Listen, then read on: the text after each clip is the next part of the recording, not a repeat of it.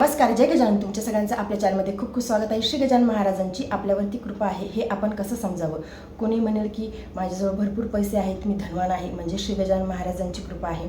कोणी म्हणेल की माझं खूप श्रेष्ठ कुळामध्ये जन्म झाला आहे, म्हणजेच माझ्यावरती श्री गजानन महाराजांची कृपा आहे. किंवा मी खूप सुंदर आहे म्हणून श्री गजानन महाराजांची कृपा आहे. किंवा माझे आई वडील खूप चांगले आहेत किंवा खूप चांगले कमवतात, मी खूप सुखात वाढलो आहे म्हणून श्री गजानन महाराजांची कृपा आहे.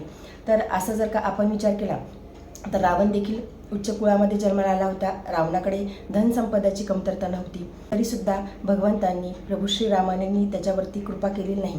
तर नेमकी कृपा असणे म्हणजेच काय असते, भगवंताची आपल्यावरती कृपा असणे म्हणजेच काय असते. आपण कुठेही जाऊ, कधीही आपण कुठेही जाऊ, तरीसुद्धा एकही क्षण जर का आपण श्री गजानन महाराजांना विसरत नसेल किंवा आपली विस्मृती होत नसेल, आपल्या चिंतनातून महाराज एकही क्षण जात नसतील, तर समजावं की महाराजांची आपल्यावरती कृपा आहे. म्हणजे आपण घरामध्ये काही काम करत आहोत, आपण स्वयंपाक करत आहोत, तरीसुद्धा मुखाने नामस्मरण चालू आहे. महाराज आपल्या चिंतनामध्ये आहेत, महाराजांच्या लीला आपल्याला आठवत आहेत. महाराजांच्या लीला आठवून कधी कधी आपल्याला दुःख देखील होत आहे. जसे की आपण श्री गजानन विजय ग्रंथामध्ये वाचलं आहे की महाराजांना मधमाशा चावतात. त्यावेळी आपल्या मनामध्ये, आपल्या चिंतनामध्ये असा विचार नक्कीच यायला हवा की महाराजांना त्रास झाला नसेल का. महाराज जरी अलौकिक संत होते, महाराजांजवळ दिव्य शक्ती होती, तरीसुद्धा महाराजांना त्रास झाला नसेल का. किंवा महाराजांना जेव्हा भास्कर पाटील पाणी देत नाही तेव्हा महाराजांना त्रास झाला नसेल का. महाराज बिना चप्पलचे फिरायचे, महाराज दिगंबर अवस्थेमध्ये राहायचे. दिगंबर अवस्था म्हणजेच काय की आभाळच ज्याचं वस्त्र आहे, म्हणजेच त्याला म्हणतात दिगंबर. तर दिगंबर अवस्थेमध्ये महाराज राहायचे, तेव्हा महाराजांना त्रास झाला नसेल का. ह्या गोष्टी आपल्या चिंतनामध्ये येतात तेव्हा आपल्याला दुःख होते की महाराजांचं चिंतन करून आपल्याला दुःख होते आहे किंवा महाराजांचं चिंतन करून आपल्याला हसायला येत आहे. अशा महाराजांच्या काही लीला आहेत ज्या भक्तांना महाराजांनी तारलेलं आहे.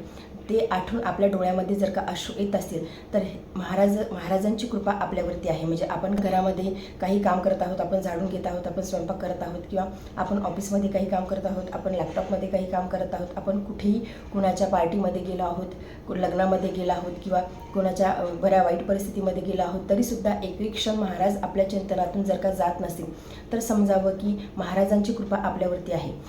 म्हणजे प्रगट दिन आहे महाराजांचा. वर्षातून एक वेळ आपण महाराजांचं पारायण करत आहोत, किंवा वर्षातून एक वेळ आपण शेगावला दर्शनासाठी चाललो आहोत. म्हणजे वर्षातल्या अशा काही तिथी आहेत की ज्यावेळी आपल्याला महाराजांची आठवण येते, किंवा संकट आलं, दुःख आलं, मग त्यावेळी आपल्याला महाराजांचं चिंतन होते. म्हणजे वेळेनुसार जर का आपल्याला महाराजांचं चिंतन होत असेल तर मग तो आपला अधिकार आहे. म्हणजे ते आपल्या अधिकारामध्ये आहे की महाराजांचं चिंतन आपण करत आहोत. परंतु जर का कुठल्याही परिस्थितीमध्ये, तुम्ही कुठल्याही परिस्थितीमध्ये असाल, विपरीत परिस्थितीमध्ये असाल, सुखाच्या परिस्थितीमध्ये असाल, अशा वेळी जर का महाराजांचं चिंतन होत असेल, महाराजांची विस्मृती तुम्हाला होत नसेल, तर समजावं की महाराजांची कृपा आहे. आपण साधं झोपलो आहोत, म्हणजे आपण निद्रेमध्ये असतो तेव्हा आपल्याला लक्ष राहत नाही किंवा आपल्या लक्षात काहीच येत नाही, परंतु आपण झोपलो आहोत, झोपताना देखील आपण महाराजांचं चिंतन केलेलं आहे. आणि जेव्हा मध्ये आपल्याला झोपेतून जाग येतो, म्हणजे रात्रीच्या वेळीमध्ये आपल्याला जाग येत असतो, अशा वेळी जर का आपल्याला जाग आला तरीसुद्धा आपल्याला महाराजांचं चिंतन होत असेल, महाराजांची स्मृती आपल्याला होत असेल, तर समजावं की महाराजांची कृपा आपल्यावरती आहे. म्हणजे आपण आपला अधिकार नाही आहे, तो महाराजांचा अधिकार आहे, ती महाराजांची कृपा आहे. आणि ह्या सगळ्या गोष्टी शक्य यामुळेच होतात जेव्हा आपलं नामस्मरण जास्तीत जास्त आपण करतो. आपली नामस्मरणाची ताकद जशी जशी वाढते तसं तसं आपल्या चिंतनामध्ये, आपल्या स्मृतीमध्ये ह्या सगळ्या गोष्टी व्हायला लागतात. म्हणजे फक्त आपण काही आपल्याला मागायचं असलं महाराजांकडे, किंवा काही प्रॉब्लेम आपल्यासमोर येऊन उभं राहिला, कुठल्या तरी संकटासोबत सामना करायचा आहे, त्याचवेळी आपण महाराजांचं चिंतन न करता सदा सर्वदा जर का चिंतनामध्ये आपले महाराज राहत असतील तर समजावं की महाराजांची कृपा आपल्यावरती आहे. अशी कृपा जर कोणावरती झाली असेल तर त्यांनी नक्कीच कमेंटमध्ये सांगावं की असं म्हणजे माझ्यासोबतही होते की मला सदा सर्वदा महाराजांचे चिंतन होते, कधीही महाराज माझ्या विस्मृतीमधून जात नाही, सदा सर्वदा महाराज माझ्या स्मृतीमध्ये असतात.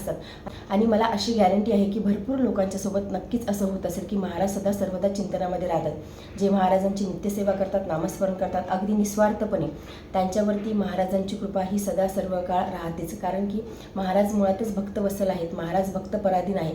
जो भक्त महाराजांची एकनिष्ठ भक्ती करतो, निस्वार्थपणे भक्ती करतो, त्या भक्ताच्या हाकेला महाराज धावून जातात. तो भक्त मग सुखामध्ये असो किंवा दुःखामध्ये असो किंवा कुठल्याही विपरीत परिस्थितीमध्ये असो, महाराज त्याच्या हाकेला नक्कीच धावून जातात. आणि कुणाला समजा असे अनुभव येत नसतील आणि असं वाटत असेल की असे अनुभव यावे, तर तुम्ही जास्तीत जास्त महाराजांचं नामस्मरण करा, स्मरण करा, चिंतन करा. आपले प्रारब्ध जे काही जातात, म्हणजे आपण असं म्हणतो की आपण दर्शनाच्या रांगेमध्ये गेलो, मला खूप त्रास झाला, मी खूप वेळ दर्शनाच्या रांगेमध्ये उभा होतो, किंवा शेगावला गेल्याच्या नंतर असे कोणाकोणाला अनुभव येतात की काहीतरी विपरीत घडल्यासारखं वाटते, खूप असं चांगलं वाटत नाही. तर त्यांनी एवढंच लक्षात ठेवावं की प्रारब्ध जळत असते, म्हणजे प्रारब्धाचा नाश त्यावेळी होत असतो. आपण जेवढ्या वेळ आपण रांगेमध्ये उभं आहोत, दर्शनासाठी आपण उभं आहोत, तर त्या प्रारब्धाचा नाश होत असतो. त्यामुळेच ह्या सगळ्या गोष्टी आपल्यासोबत घडतात. कधी कधी आपण जातो आणि आपलं लगेचच दर्शन होते, म्हणजे शेगावला गेल्याच्या नंतर मोस्ट टाईम असंच होतं की आता हल्ली गर्दी व्हायला लागली, परंतु अगोदर जेव्हा मी जायचे, लहानपणापासून मी जात आली आहे शेगावला, तर एवढी गर्दी नसायची. अगदी 15-20 मिनिटात किंवा अर्धा तासात दर्शन व्हायचं, परंतु आता 3-3 तास देखील लागतात.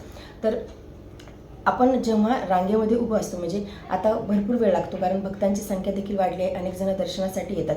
परंतु असंच समजावं की आपण जेव्हा रांगेमध्ये उभं आहोत, आपण कुठल्याही मंदिरामध्ये जेव्हा जातो, तेव्हा तेवढ्या वेळामध्ये आपला प्रारब्धाचा नाश होत असतो आणि आपल्यासाठी खूप चांगलं काहीतरी भगवंतांनी निर्माण करून ठेवलेलं असते. त्यामुळेच या गोष्टीचा आपल्याला त्रास होतो. परंतु कुणी आता शेगावला गेल्याच्या नंतर देखील अशा कमेंट येतात की खूप निगेटिव्हिटी वाटते, खूप निगेटिव्ह विचार मनामध्ये येतात. तर ते यासाठीच की तुमचा प्रारब्धाचा नाश श्री गजानन महाराज करत असतात, त्यामुळे ह्या सगळ्या गोष्टी होतात. तर त्यामध्ये देखील महाराजांची कृपा, म्हणूनच ते स्वीकार करावं आणि महाराजांचं सतत नामस्मरण करावं. तुम्ही जेवढं जास्त महाराजांचं नामस्मरण कराल, तेवढे जास्त महाराज तुम्हाला अनुभूती देतील. त्यामुळे एकही क्षण आपल्या जीवनातला वाया न घालवता, म्हणजे असं होते की आपण आता कामामध्ये आहोत, आपण विसरतो, परंतु जेव्हा आपल्याला आठवण येईल तेव्हा आपण आवर्जून 1 मिनिटासाठी तरी का होईना, परंतु नामस्मरण करायला हवं. तुम्ही श्री गजानन महाराजांचं करा, किंवा तुम्हाला कुठली इष्टदैवत तुमचे आवडत असतील त्या भगवंताचं करा, परंतु भगवंताचं नाम हे सदा सर्वदा मुखामध्ये ठेवावा. मागच्या वेळेस मी तुम्हाला संत श्री तुकाराम महाराजांचा अभंग सांगितला होता की बोलावा विठ्ठल, पाहावा विठ्ठल, करावा विठ्ठल, जीवे व्हावे.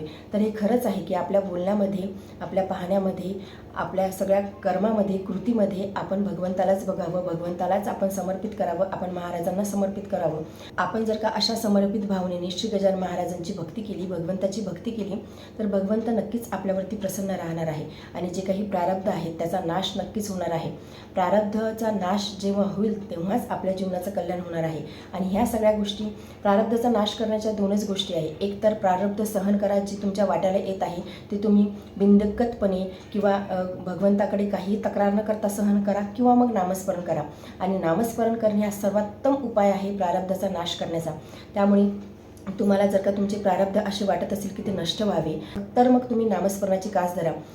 आपण जेव्हा नामस्मरण करतो तेव्हा महाराज आपले प्रारब्ध नाश करतात. प्रारब्धाचा नाश करतात म्हणजे आपल्यासमोर जर का प्रारब्धाचा पहाड असेल तर तो अतिशय छोटा दगड बनून जातो आणि ते प्रारब्ध असे असतात की ते अतिशय फुलासारखे असतात. म्हणजे जसं आपल्याला जर एखादा मोठं, आपण म्हणतोय बोलता बोलता की काहीतरी खूप मोठं होणार होतं पण एवढ्याशावरती निभवलं, एक्झॅक्टली तसंच असते की प्रारब्ध हे खूप जर मोठे असतील, जर का पर्वता एवढे असतील, पहाडा एवढे असतील, तर महाराज अतिशय छोटा कंकर त्याला बनवून टाकतात. एवढं सामर्थ्य श्री गजानन महाराजांमध्ये आहे. त्यामुळे सदा सर्वदा महाराजांचं नामस्मरण करा, सदा सर्वदा महाराजांचे चिंतन करा. महाराज नक्कीच आपल्या जीवनाचं कल्याण करणार आहे. आजच्या व्हिडिओमध्ये एवढीच. व्हिडिओ जर तुम्हाला आवडला असेल तर व्हिडिओ लाईक करा, चॅनलवरती नवीन असेल तर चॅनलला सबस्क्राईब करा. जय गजानन. धन्यवाद.